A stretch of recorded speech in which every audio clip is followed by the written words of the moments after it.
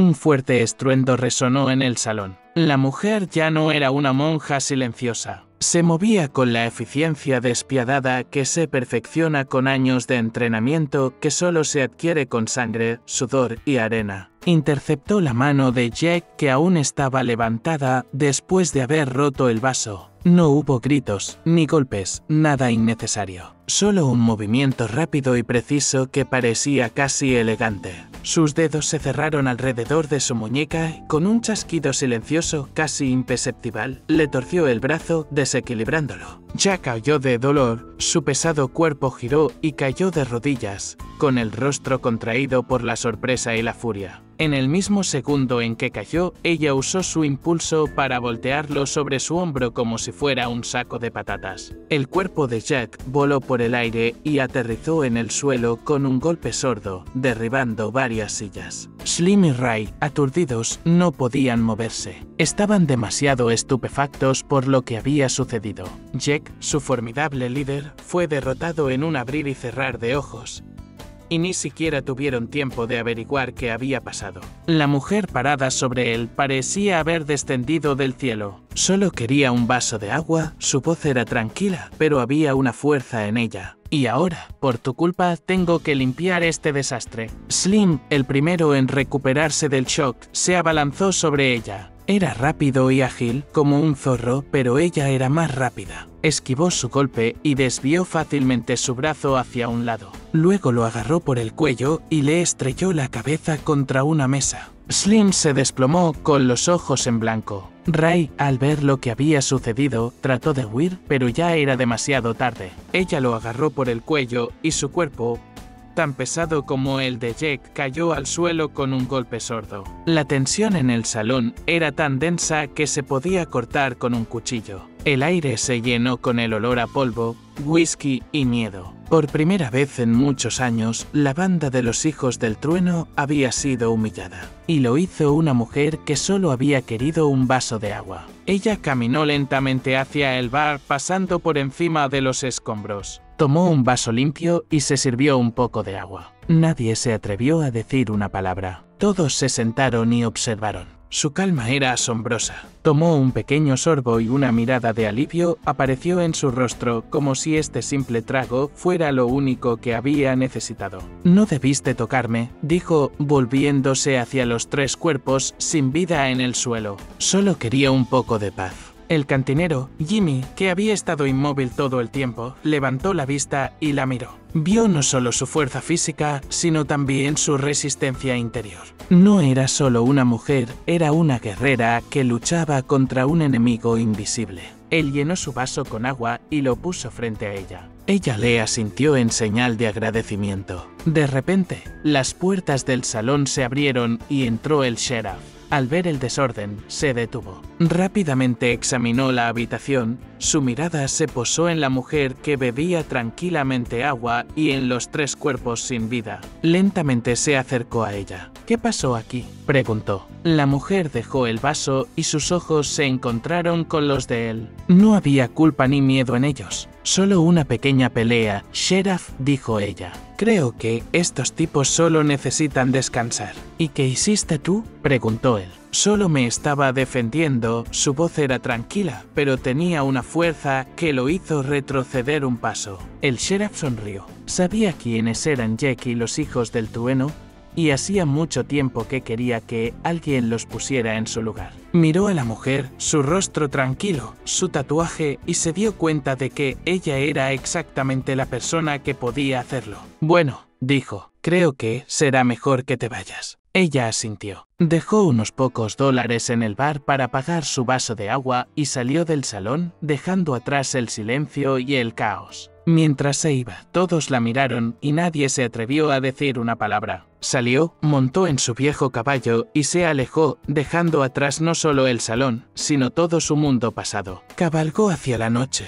y supo que un nuevo viaje la esperaba. Sabía que su destino la esperaba y estaba lista para nuevos desafíos. El camino era su único amigo y las estrellas en lo alto eran su única brújula. Cabalgó por el desierto y las luces del pueblo desaparecieron lentamente en el espejo retrovisor, convirtiéndose en pequeños puntos parpadeantes. La noche era fría y oscura y el viento silbaba en sus oídos, llevando consigo el olor a arena caliente y hierbas secas. Cabalgó hacia el sur, lejos de todo lo que conocía, lejos de los recuerdos que la perseguían como sombras. Se detuvo a un lado del camino para descansar. Su fiel caballo, un compañero en largos viajes, resopló mientras se enfriaba. Se bajó de él y se sentó en el suelo, apoyando la espalda contra un árbol. Las estrellas brillaban intensamente y le pareció que estaban tan cerca que podía tocarlas con la mano. Esta cúpula interminable del cielo siempre la calmaba. Había eternidad en ella y su vida parecía solo un destello fugaz. Cerró los ojos y dejó que sus pensamientos vagaran. Pensó en lo que le esperaba. Estaba sola, pero no solitaria. Había esperanza en su corazón y sabía que encontraría su camino incluso si tenía que caminar sola. Sabía que su destino no estaba en el pasado, sino en el futuro. Sabía que un nuevo amanecer la esperaba. De repente, una imagen le vino a la mente. Era un rostro, pero no el rostro de Jake o de alguien de la banda. Era el rostro de un viejo amigo, su mentor, que le había enseñado todo lo que sabía. La persona que amaba más que a nada en el mundo. La persona que había perdido. Su mano automáticamente tocó el tatuaje en su cuello.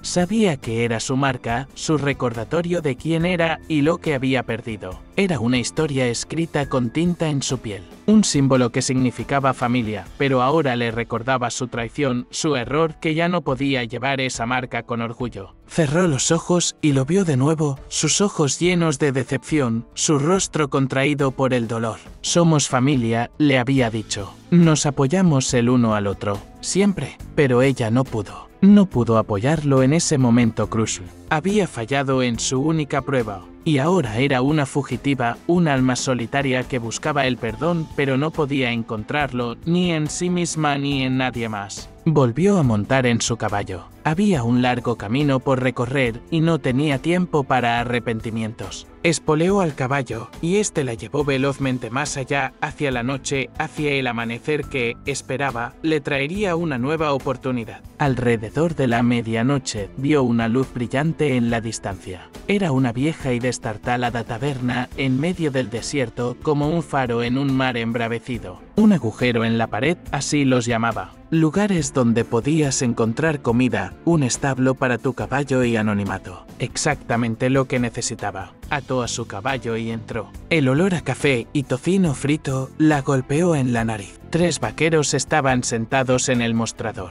Llevaban sombreros viejos y gastados y chaquetas sucias. Discutían algo, riendo a carcajadas. Ella no les prestó atención. Caminó hacia el mostrador y se sentó en un taburete alto. El cantinero, un hombre de unos 60 años, con cabello gris y un rostro arrugado, la miró. No había sorpresa ni condena en sus ojos, solo fatiga. ¿Qué deseas, señorita?, preguntó. Café, respondió ella, su voz ronca, y un trozo de pastel de manzana. El cantinero asintió y se dio la vuelta para cumplir el pedido. Los vaqueros dejaron de reír y comenzaron a mirarla. Sintió sus miradas en su espalda. Uno de ellos, con una cara ancha y un bigote ralo, se burló. «Oye, hermana», dijo, «¿te escapaste de un monasterio?». Ella no respondió. Simplemente se sentó y esperó su café. Otro vaquero, con una cara más joven y ojos maliciosos, se levantó. «¿No quieres charlar con nosotros, hermosa dama?», dijo. «No mordemos, al menos no mucho». Ella se volvió lentamente hacia él.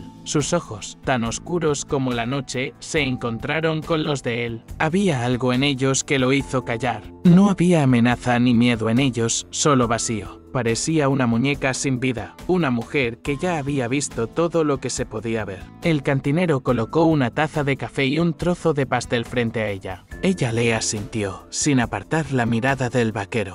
Creo que será mejor que te sientes, dijo. De lo contrario, no tendrás en qué sentarte. Su voz era tranquila, pero fue como un trueno. El vaquero se congeló. Sus compañeros, que acababan de reírse, ahora estaban sentados en silencio, sin moverse. El vaquero, con la cara ancha y el bigote ralo, levantó bruscamente la mano, instando a su compañero a sentarse. Ella tiene razón, dijo. Siéntate. No vale la pena discutir. El joven vaquero, aún sorprendido, se sentó. La miró, a su tatuaje, a su rostro tranquilo, y se dio cuenta de que no era solo una mujer, sino una guerrera que no temía a nadie. Se dio cuenta de que era alguien con quien no debía meterse. Terminó su café, se comió el pastel, dejando algunas monedas en la mesa, salió de la taberna. Montó en su caballo y siguió adelante, adentrándose en la noche. No había malicia en su corazón, solo fatiga. Sabía que la gente siempre intentaría provocarla, siempre intentaría poner a prueba su fuerza. Sabía que no era solo una mujer, sino un símbolo que tenía que llevar con orgullo. Era una guerrera que luchaba por su libertad. Cabalgó durante varias horas y cuando el sol comenzó a salir por el horizonte,